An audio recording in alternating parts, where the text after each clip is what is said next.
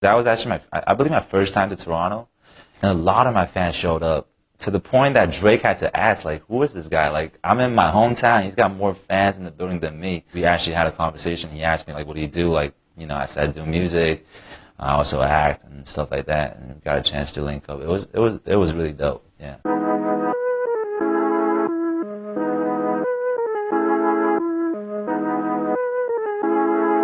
I was watching a lot of M1 mixtapes. I was watching a lot of NBA. I was watching Allen Iverson. He's huge at that time. And just hip-hop music would be on all the time. And I started looking online. Started putting songs on my MP3. And it would be like Snoop Dogg, 50 Cent. It would be like Pharrell, Jay-Z. And then just kind of fell in love with the whole culture. So I tried really hard to actually pursue that dream to be a professional basketball player. So I tried out for my provincial team in British Columbia. I made a team. So I was playing on a pretty high level. So I'm 6'1", 6'2" right now, but I was this tall when I was 15 years old. And I thought I would be taller. And my mom thought I would be taller too, but I never grew ever after. Like, I just stayed this height. But because I was always with my mom, so I kind of felt like the urge that I have to be independent, and I kind of have to do something for my family. So when that audition came, even though I had I had no idea about what show business is like. I have no idea what K-pop is even at that time. But since they bought me free plane tickets to Korea, I was like, I might just go check it out. When I went, turns out that they're a pretty big deal, a pretty big company over there.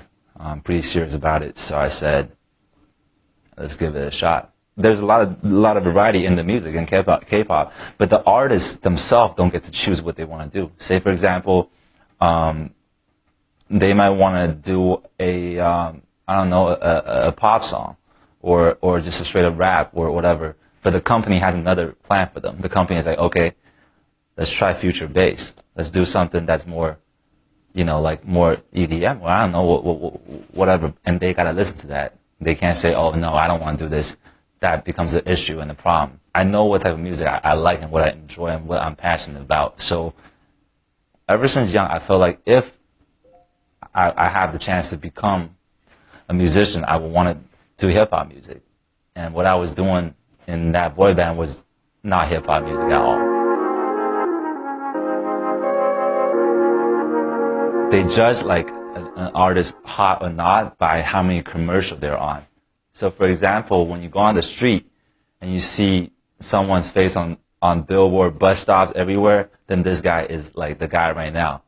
And I've done so many of those commercials. So if you go Beijing or Shanghai, you see my face like almost every other street, other block, you see my face. In China, if I were to only do music or someone to only do music, you can't really even survive. I feel like it's the only market where when you're a big celebrity, at this era, this time right now, you have to be able to do multiple things. And because the film industry has kind of blew up in China, all these Hollywood movies coming in and out, so they were looking for actors. So I had no choice because there were so many job offers that were just really good roles and really good directors, but there weren't any music opportunities. The market is very different.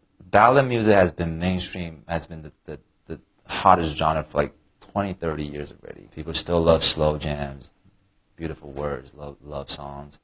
But hip-hop is just not there yet for China, and they don't understand what I'm trying to do. When you're living in Beijing, Shanghai, a lot more people might understand what you're doing, but you have to understand that's not the majority of the people. That's like 5% of the population.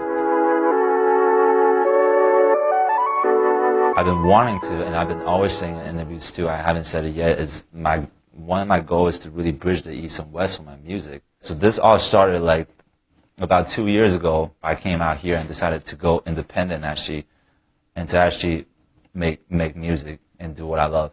I didn't get like any success really, but that's what I wanted to do. So I started putting out a couple singles, even the one with Travis Scott. Everyone thought it was going to be huge, but it wasn't like it was good. It was like pretty good, but it wasn't like crazy. So I was in LA doing. I was in the studio for like 2 weeks straight, and I made like 20 records, something like that, just nonstop. Originally, I had no schedule the next day because I was going to just wrap everything up, and they said, "Oh, Travis is coming in."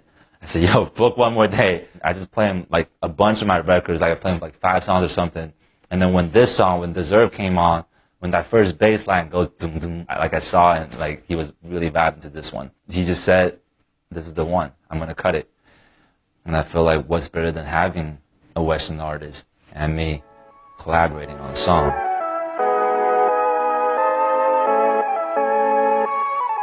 For listeners that's new to that does not know who I am, after listening to the album, they'll know pretty much a general idea of who I am, who influenced me, and what type of sound I'm going for in my album, and what type of stuff I'm doing.